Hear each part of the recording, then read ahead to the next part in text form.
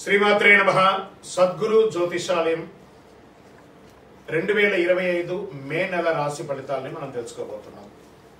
మా ఛానల్ ద్వారా చూస్తున్నటువంటి ప్రేక్షక మిత్రులందరికీ కూడా శుభాభివందనాలు. మా ఛానల్స్ బాగా చూస్తున్నారు, ధన్యవాదాలు. కానీ సబ్స్క్రైబర్స్ అనేవాళ్ళు కొంచెం తక్కువగా ఉన్నారు, కొంచెం సబ్స్క్రైబ్ చేయండి. ఈ పక్కనున్న బెల్ బటన్ కానీ మీరు కొట్టేస్తారనుకోండి, మా ఛానల్లో ఉన్నటువంటి అన్ని కార్యక్రమాలు కూడా మీకు వస్తూ ఉంటుంది, మీరు చూడొచ్చు. మీకు ఉపయోగపడే విషయాలు చెప్పడం జరుగుతుంది. కమింగ్ టు జాతకం. జాతకం అనేది పడుతున్న వర్షానికి ఒక గొడుగే కానీ జాతకం జీవితం కాదు.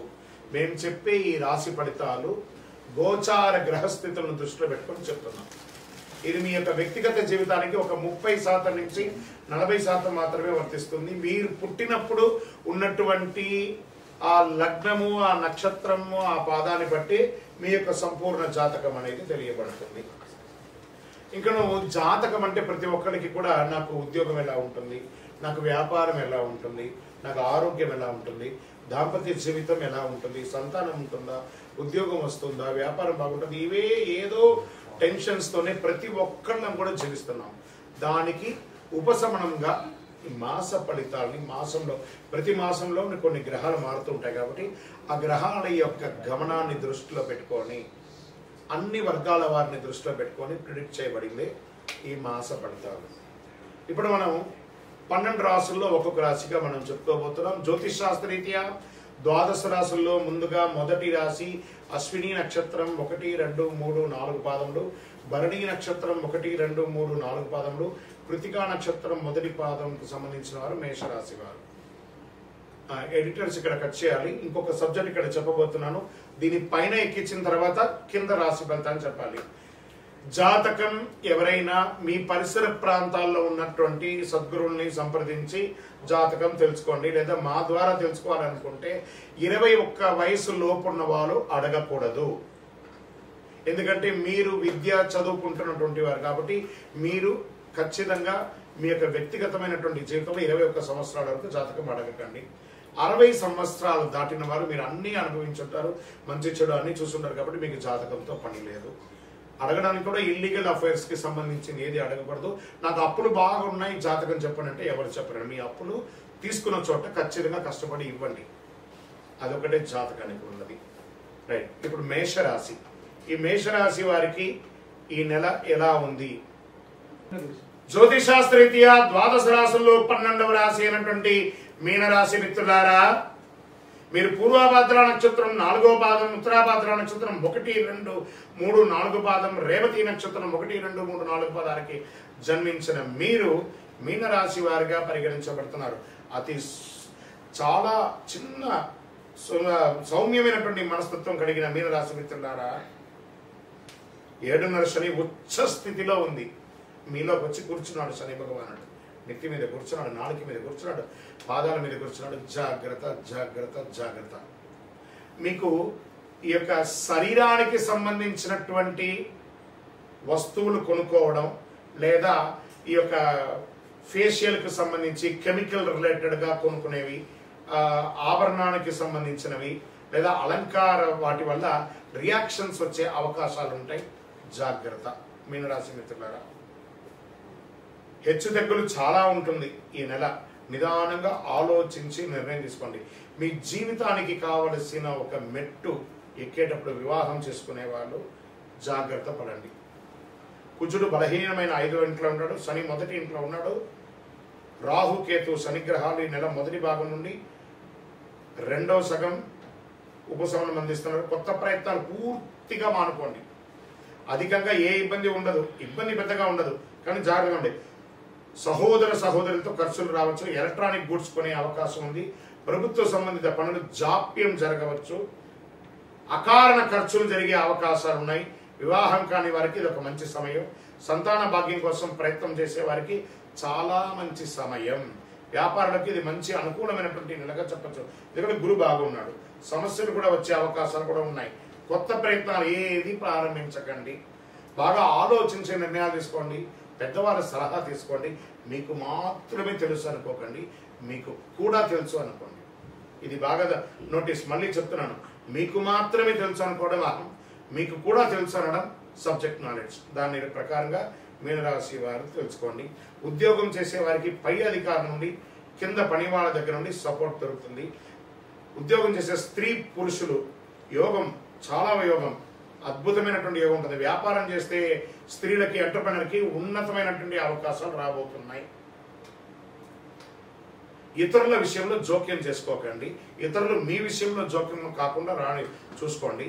విద్యార్థులు మీరు కోరుకున్న విద్య చదవడం చాలా శ్రమించవలసి ఉంటుంది. చదువు కోసం ప్రయత్నం చేస్తే వాళ్ళు విదేశీ చదువు కోసం కాస్త వెయిట్ చేయండి. వృత్తి వ్యాపారాల్లో ఒడిదుడుకులు ఉన్నాయి. గృహ నిర్మాణ పనులు కాస్త మందగించే అవకాశాలు కనబడుతున్నాయి. రియల్ ఎస్టేట్ వారికి మిశ్రమం. కోర్టు కేసులు కాస్త వాయిదా పడే అవకాశాలు ఉన్నాయి, లేదా కొన్నిసార్లు అపజయమయ్యే అవకాశాలు కూడా ఉన్నాయి. కొత్త ప్రయోగాలు ఏది ప్రారంభించకండి.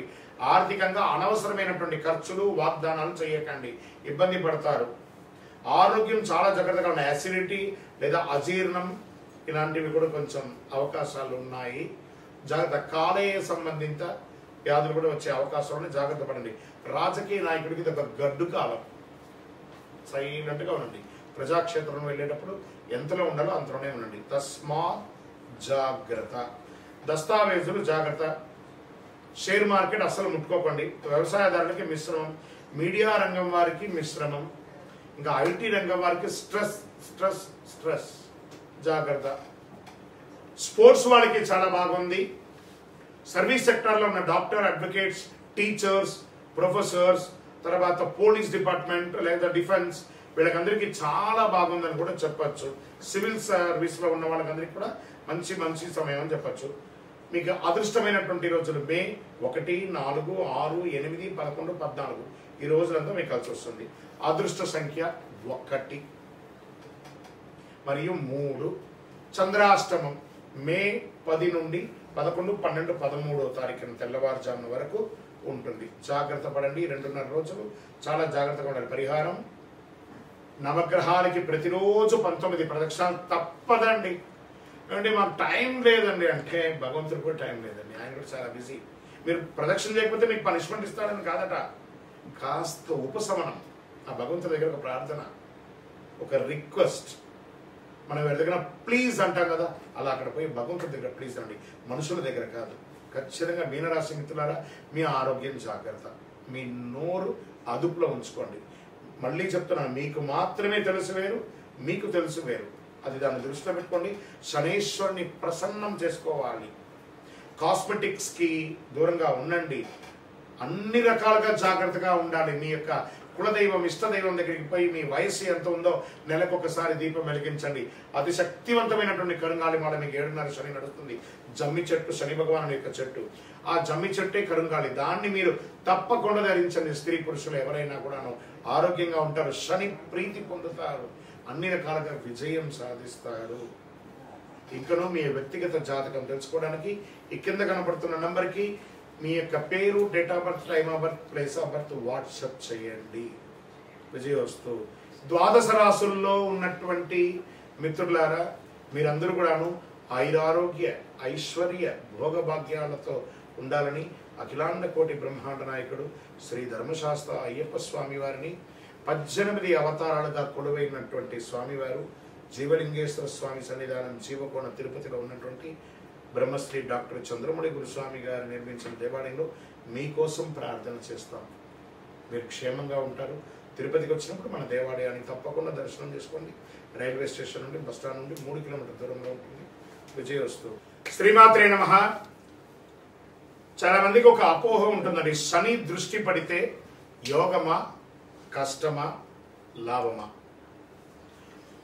ఏ రకంగా సాధారణంగా శని దృష్టి పెడితే సర్వనాశనం తప్పదు అనే అపోహ ఒకటి ఉంది. ఇందులో కొంత మాత్రమే నిజం ఉందండి.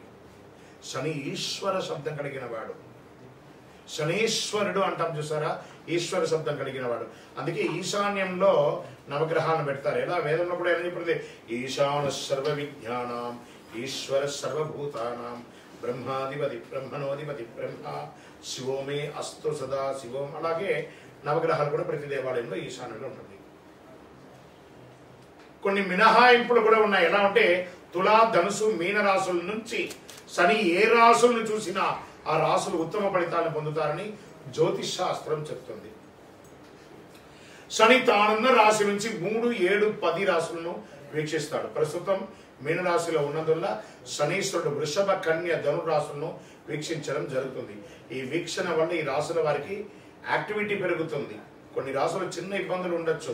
శని దృష్టి ఉన్న నేపథ్యంలో కొన్ని రాశులకు ఆదాయం, వృత్తి, ఉద్యోగ అవకాశాలు, సుఖ సంతోషాలు కలుగుతాయి. ఆదాయ ఉద్యోగ యోగాలు పడతాయి. ఈ 3 రాశులతో పాటు తానున్న మీనరాశికి తన సొంత రాశి అయినటువంటి మకర, కుంభరాశులు శని శుభ ఫలితాలు ఇస్తున్నాడు. శని భగవానుడు అష్టమ శనిగా సింహంలో, అర్ధాష్టమ శనిగా ధనుసులో, 7.5 శనిగా మేషరాశిలో, కుంభరాశిలో, మీనరాశిలో ఉన్నారు. వీళ్ళందరూ కూడా పరిహారం చేసుకోండి. పరిహారం అంటే ఖర్చులు పెట్టేసుకొని చేసేసుకోవడం కాదు. చక్కగా దైవారాధన చేసి నవగ్రహాలకి ప్రదక్షిణ చేసి బెల్లం ఉంటుంది చూసారా, ఆ బెల్లాన్ని కాకికి పెట్టండి. గోడ మీద కాకధ్వజాయ విద్మహే ఖడ్గహస్తాయ ధీమహి తన్నః మంద ప్రచోదయాత్. ఈ శని ఇబ్బందులు ఉన్న వాళ్ళందరూ కూడాను చెప్పవలసిన మంత్రం ఏమని చెప్పుకోవచ్చు? నీలాంజన సమాభాసం రవిపుత్రం యమాగ్రజం ఛాయామార్తాండ సంభూతం తన్నమామి శనైశ్వరం. ఇలాంటి మంత్రాలు చెప్పుకొని పరిహారం చేసుకోవచ్చు. మరి శనికి సంబంధించినటువంటి చెట్టు ఏమంటే జమ్మి చెట్టు. ఈ జమ్మి చెట్టు ఎక్కడ ఉంటే ఆ జమ్మి చెట్టుకు పోయి ప్రదక్షిణ చేయండి. ఒకవేళ జమ్మి చెట్టు మీకు అందుబాటులో లేదు, ప్రదక్షిణ చేయలేదు, జమ్మి చెట్టు కరుంగాళి. 90 సంవత్సరాలుగా ఉన్న జమ్మి 140 సంవత్సరాలు కానీ కరుంగాళి అవుతుంది. ఈ కరుంగాళి మాలను ధరించండి, జపం చేయండి. ఈ మంత్రాన్ని మాల జపం చేసుకుంటూ మాల వేసుకోండి. అద్భుతమైనటువంటి ఫలితాలు పొందుతారు. శని దోష నివారణ జరుగుతుంది. ఆరోగ్యం బాగుంటుంది, ఐశ్వర్యంగా ఉంటారు, సంతోషంగా ఉంటారు.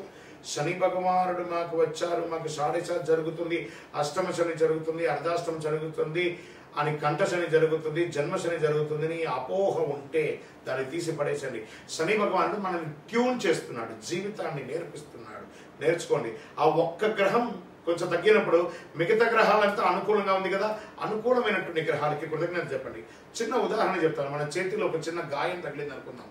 మన యొక్క ఆలోచన అంతా అయ్యో నాకు దెబ్బ తాకిందని దీని మీదే మనం కాన్సన్ట్రేషన్ అంతా పెడతాం. కానీ శరీరంలో మిగతా భాగాలన్నీ బాగున్నాయి కదా, ఈ భాగాలకి కృతజ్ఞత చెప్పకపోగా ఈ దెబ్బ తాకిన భాగాన్ని ఎక్కువ చేసుకోవడం వల్ల మిగతా భాగాలంతా కూడా బాధపడతాయి. అలాగే 9 గ్రహాల్లో ఒక గ్రహం బాగాలేనప్పుడు మిగతా 8 గ్రహాలు బాగున్నాయి కాబట్టి వాటికి కృతజ్ఞత చెప్తూ ముందుకు వెళ్ళండి. ప్రతిదాన్ని కూడా ఆనందంగా స్వీకరించండి. విజయోస్తు. శని చూసినా కూడా కోటి లాభమే అండి. విజయోస్తు.